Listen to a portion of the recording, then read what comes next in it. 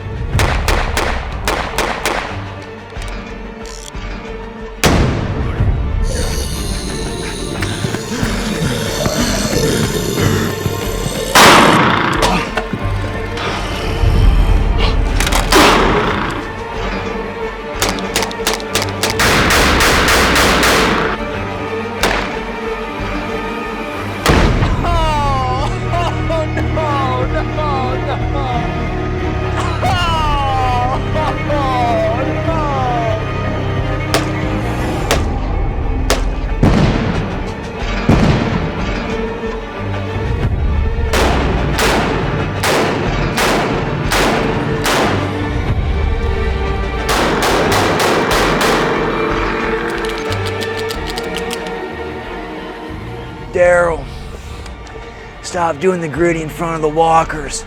They don't like that. Gets them all riled up.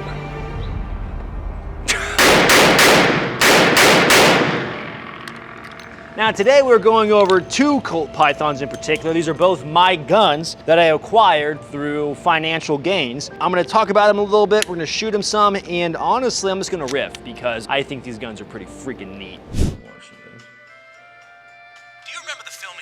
Bastards? Of course you do. It's one of the best movies ever made. Fight God. Gentlemen, I know you're on the toilet, I know you're watching this, drinking your coffee, maybe you're eating your beer. Make sure you like and subscribe. Leave a comment in that comment section.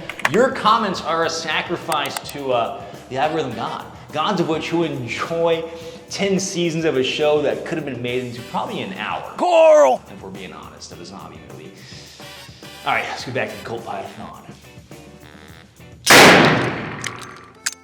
Now you may be wondering, Admin, you're a young guy. Why do you even care about revolvers? Aren't they antiquated? Aren't they outdated in today's modern polymer frame gunfighting ways? And you're absolutely right. Now, why would I even care about going over revolver? It's some boomer lore. It's some boomer crack cocaine, as I might call it, because if you ever go to a gun store, just pull out the Colt Python. Hey, I would like to see that Colt Python behind the counter. And I guarantee you some old guy is gonna come across a gun store and say, whoa, that's a really nice handgun there, sonny. Because these things are like crack cocaine to the boomer crowd. Nothing wrong with the boomers. I respect the older generation very much. I look up to guys such as Paul Harrell. So is body armor worth wearing?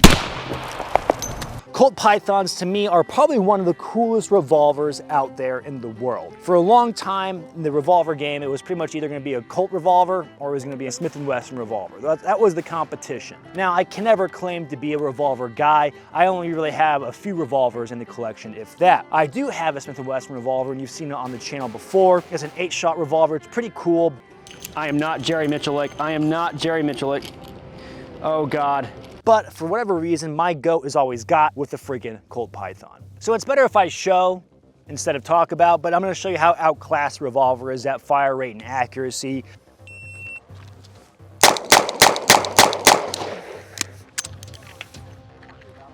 Come on, come on.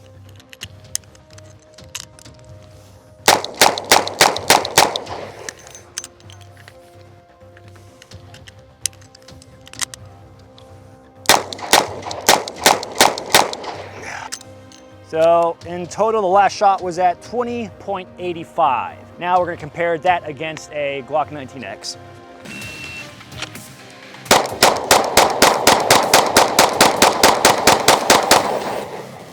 So with the agency arms Glock, that was 5.80, pretty fast.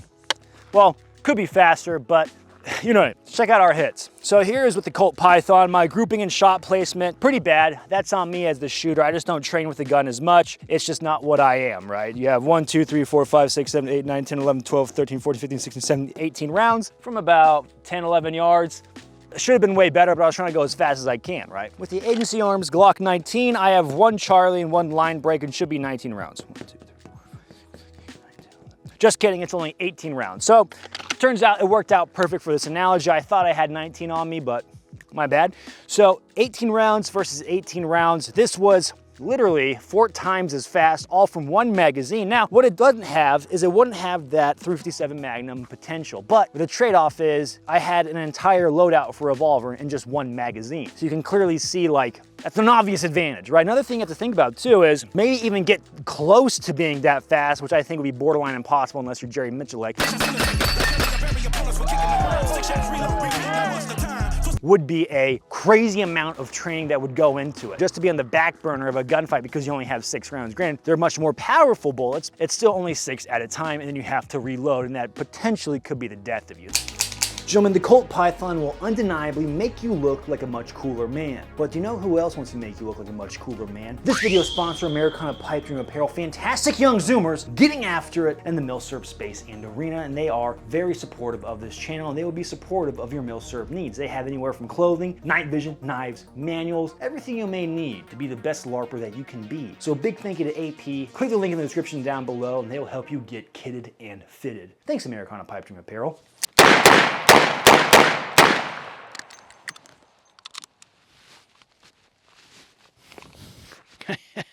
Big iron, baby! Loading the revolver quickly and smoothly requires some practice. Here are the different steps broken down. Now, the general consensus with the wheel gun is that typically all the guys that seriously run the wheel gun, they get their 2 fingers in there, they get a good purchase on the gun, and then they reload with their right hand. Boop, rounds drop in, ditch that, and you're good to go.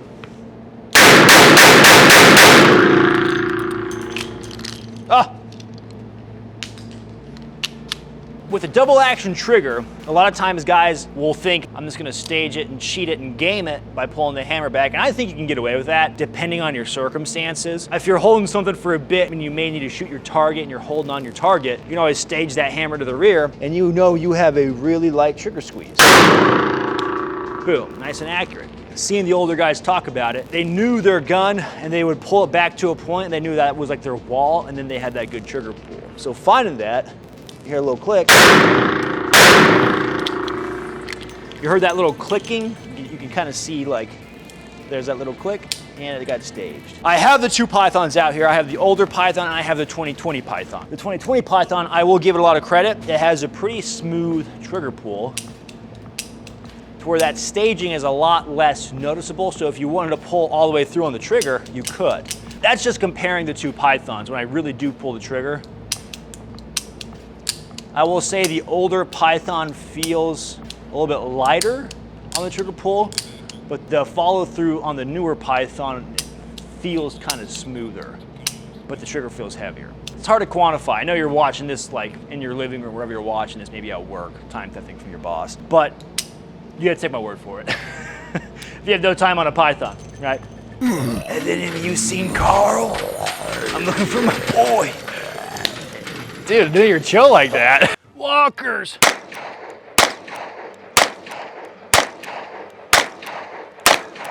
Coral. How does Rick even shoot like that, dude? What the heck?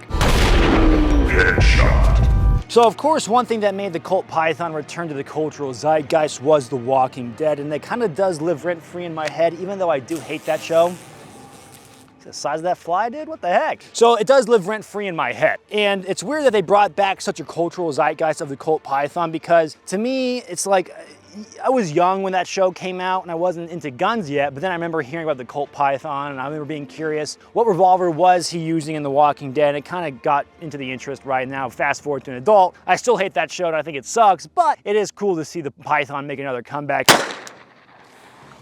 Now I have a really cool Python here. It's not one of mine, but from what I've been told from my dear friend Otter Weapons Works, that this was actually a screen used Colt Python. Of course, I'm gonna butcher it, but I wanna bring him on real quick to talk about it because this is pretty freaking cool. What's going on, brother? Good to have you back. Thank dude. you. So tell me about this Python, man. It was right around the time that Walking Dead had just started. Yeah. I was a fan of the comic book, so I got a pretty good deal on it, picked it up, and was more or less just like I got the gun from the show. Was friends with a buddy of mine who was an on-set armorer, or he worked at a production company. His company company at the time was doing the guns for The Walking Dead. Well, I had told him about it and didn't think anything of it. Shortly thereafter, he calls me up and he goes, hey man, you still got that Python? And I said, I do. He goes, I want to buy it from you. He goes, well, we had 2 gun trailers and one of the gun trailers burned down. And Andrew Lincoln, the actor, checked his Python out and shot it and was shooting it and was starting to wear the gun out. And so they couldn't get parts for it. So they wanted another gun in case it went down. He's like, I'll make you an offer on it. If you take it, great. I go, okay, well, I think I paid $2,000 for it. He goes, I'll give you $3,500. I was like, okay. So I boxed it up, shipped it off to him. I was like, cool, you know, never to think of it, hear from it again. Yeah. SHOT Show 2015, his company is no longer involved with the show, and he hits me up and he goes, hey man, wanted to know if you wanted to get your Python back. I was like, what are you talking about? He's like, I wrote it up as a rental contract. He's like, it's my gun, I want to give it back to you. So it came back in this configuration. So they had roughed it up. The grips I had put on it were like brand new. They chipped them. They put some sort of patina on it. They blacked out the sight. They made it look like the other one. And so I got it back in rougher condition. But it had a tag on it that said number 2. And now he goes, look, I can't give you a letter. He's like, we left on bad terms. But he's like, your gun was on the show. It was used. Andrew Lincoln did shoot it. And so, Coral! You know, the whole thing is you buy the gun, not the story. Right. But I know where it came from. So I got it back. And all I got for Providence was a number 2 tag on it. And that's all I got. So, and the show, when it started, they were doing screen tests with the 4-inch. And then they ended up going with the 6-inch. That's why his holster looks goofy and the gun sticks out. It's because it was originally for a 4-inch. But they're like on screen, it didn't look good. Doesn't look as cool. So yeah, that makes sense. I mean, this thing is pretty grimy, Rick grimy. So, what's it like being a zombie, man? You don't have to pay taxes, so that's a plus. Yeah, that's kind of nice. Yeah. Yeah. Of course, a Python being used in another litany of movies, TV show, pop culture, video games. As far as revolvers go, it is towards the top, right? I think of a few revolvers that stick out in my head. You know, classic Colt Army, you know, single action. I think of, I'm totally spacing on the name, but it's the 8-shot, I think it's the Lamat revolver. It has a 20-gauge shotgun barrel underneath it, which is pretty cool. It's in the show. It's in Westworld, used by Ed Harris. That revolver lives rent-free in my head, and it should be a future episode. And then, of course, the Colt Python. These are all guns that I think are very cool, but today, of course, we're talking about the Colt Python. You saw the example of me using the Glock versus the Python. Another thing to think about is time and training, right? So if you're an organization, logistically, you need to train a bunch of government employees, say you're a police department, chances are, once you kind of catch on to how good the Glock's gonna be, a semi-automatic handgun is just gonna be logistically so much favorable to train guys than a revolver, as well as the performance in the streets. So that is something to take into account. Coming back to the topic of The Walking Dead, however, I can see them trying to create that character, that's that cowboy character in the modern era. Everyone always likes that, it's all American, baby. Am I trying to sell you guys a Colt Python? Absolutely not. I don't care about selling you guys a Colt Python. If anything, it's more impractical to own. Well, of course, the Colt Python isn't practical today. There was a period of time where revolvers were more practical and they were used heavily by law enforcement. And I think of the days when a law dog often used, say, revolver and a shotgun, and that was kind of like the iconic symbol of the lawman. Of course, times do change, and you witness this all happening, and there are cases of it happening, where technology has to advance and necessity is the mother of invention. So there were times, though, even early on, when revolvers were probably still in their heyday being used by law enforcement, when they were getting outclassed by criminals. I think of the bootlegging era when criminals had BARs and Thompsons. Imagine going up against that with your 38 special, you know, Smith & Wesson revolver. You're gonna be outclassed.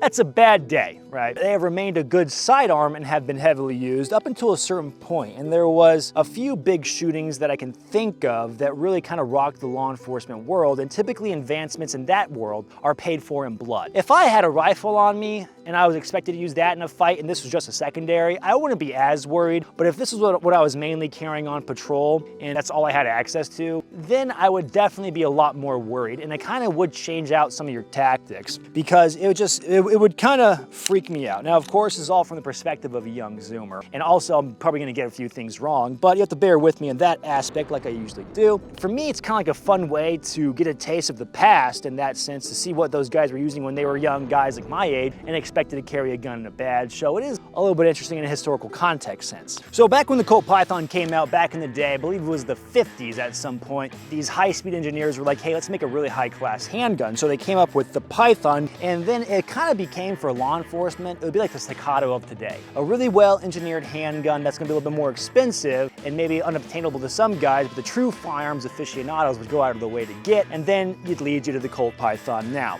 Colt Pythons have different years of manufacture. They have different, hold on. Sometimes I'd like to be able to hear myself at room temperature. So Colt Pythons have different years of manufacture, different eras, and what ended up happening is the guys that were making these Colt Pythons, because a lot of times they were hand-fitted, handcrafted kind of guns, once those guys retire, you kind of lose some of that in-house knowledge, as well as is when the demand for such a weapon kind of goes the way of the dodo. If you're looking at sales and you're not making a lot of sales as a business, why would you continue to push into that product? And of course, we fast forward to modern day when Colt finally released the 2020 Python, which I think is kind of cool. I wish more gun companies were on that train of releasing older, more popular guns. They don't have to do it in mass, and of course, there's always the back-end logistics that may go into it, but as the end consumer, it kind of does, you know, make me a little bit happy because I myself bought the 2020 Colt Python, and then I went to the gun store and I bought an older Python. I have to put the serial number in to find out what year this one is, what era, but I really wanted the 4-inch one, so that's where I snagged it, because the 4-inch one is a little bit more manageable than the 6-inch one. That is pretty satisfying. That's the fun part about the wheel gun, is the reloads. Yet again, I always say it, but it's like just Nerf guns with high stakes, baby. Little Mozambique. Now, if you're wondering, hey, could you modernize a Colt Python? You absolutely could. There are products that exist to give you a red dot and say weapon life you want. There's like these rails that go over. I think it's Empire that makes them. Now, to me, it's kind of like sacrilege. I'll get a little, maybe zoomer boomer here. I don't think you should be tricking out a revolver like that, like the Colt Python. Now, I'm not opposed to a high-end tactical revolver. I'm totally not. I think that's cool. But to me, I'm in that, you know, I like the retro guns. I like the vibes. I like giving facelifts to certain guns. I could see a red dot if it was practical to mount, but then I worry about the aftermarket support for that handgun as far as holsters go, because it's just really, they weren't designed for that. If it exists, cool, but if not, then whatever. That's another downside of it. It's like, you're really not gonna get a good Kydex holster for a revolver, and if you do make one, let me know, because I want it. I wanna try it out. I could see the allure of a Python out in the backwoods if you're worried about big predators, say like a cougar or a mountain lion, I guess it's the same thing, or a bear, you know, if you had that 357 Magnum in there. Personally, I would also lean towards a 10mm, but you know what I'm saying? It gives you an option. I can see the wheel gun argument there. Here's a 4-inch Python on your hip. Isn't too bad to carry around, say if you're hunting with a bow or something like that. So I could see the allure in that aspect. I think they do still have their place in the modern day. As far as gunfighting goes though, hunting two-legged animals, especially if you're looking at a law enforcement or self-defense capacity, I think now they have kind of gone outclassed. That's not to say there's still maybe guys running around out in the world carrying Colt Pythons on the hip. I think that they exist. I think that they're a rare breed, and if those guys do have it and they are wicked good with it, then I would not want to cross those guys and get smoked by them, because it will still absolutely put you 6 feet in the ground. Hold me closer! It'll still absolutely put you 6 feet in the ground. But for guys like me, that's just a big nerd on the flat range, I of course am gonna lean towards that modern day handgun, because you just get so much out of it as opposed to a Colt Python. So yet again, I am riffing. I'm kind of just throwing some thoughts at you guys while we're out here having a good time, trying to get good with the Colt Python, I guess. Well, hold on, let me rephrase that. Now it is frustrating, because trying to be good with the revolver, like you want to be good with a handgun, but with the revolver, I feel like I just suck, man.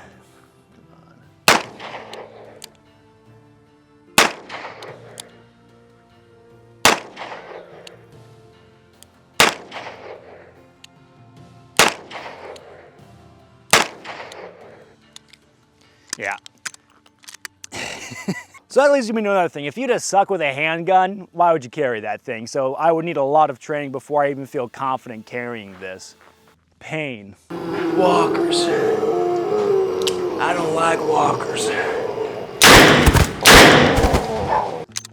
Now, one thing I had to do to make this gun a little bit more user-friendly, and it's gonna probably drive the boomers crazy, is I had to shave down the wooden grips to make it more functional with the speed reload. I was having a massive amount of issue with both the H&S speed loaders and then with the Safariland speed loaders of getting a really good, fast speed reload.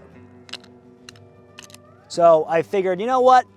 Because I want to shoot the 4-inch one more, I shaved it down. Now, maybe you're wondering, admin, those grips are expensive. They cost a lot of money, and you'd be right. But everything burns. I'm only burning my half.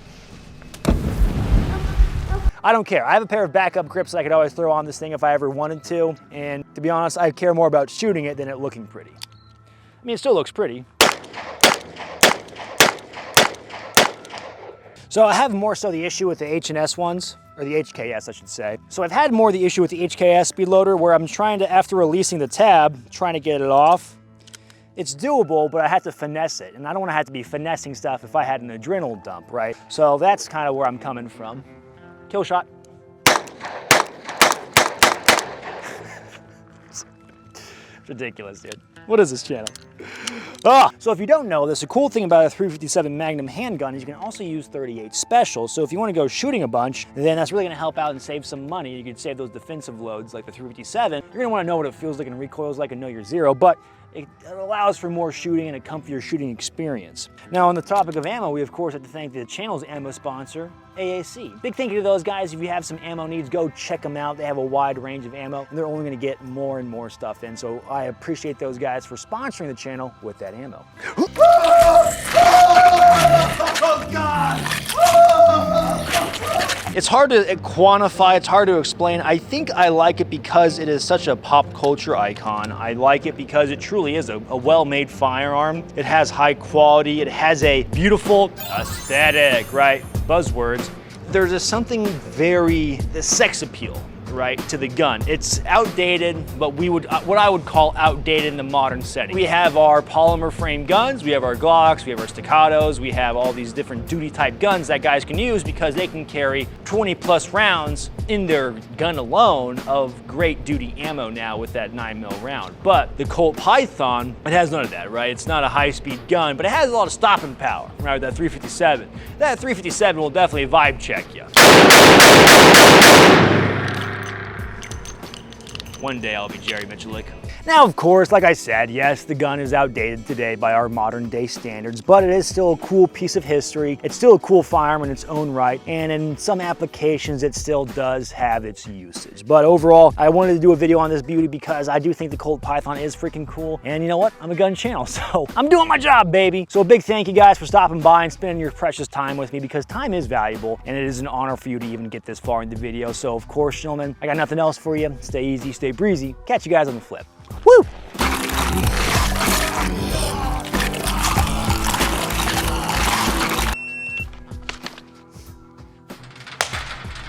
Dude, I didn't know you guys were chill like that. For sure. You guys aren't so bad. Chill. Oh yeah, my bad.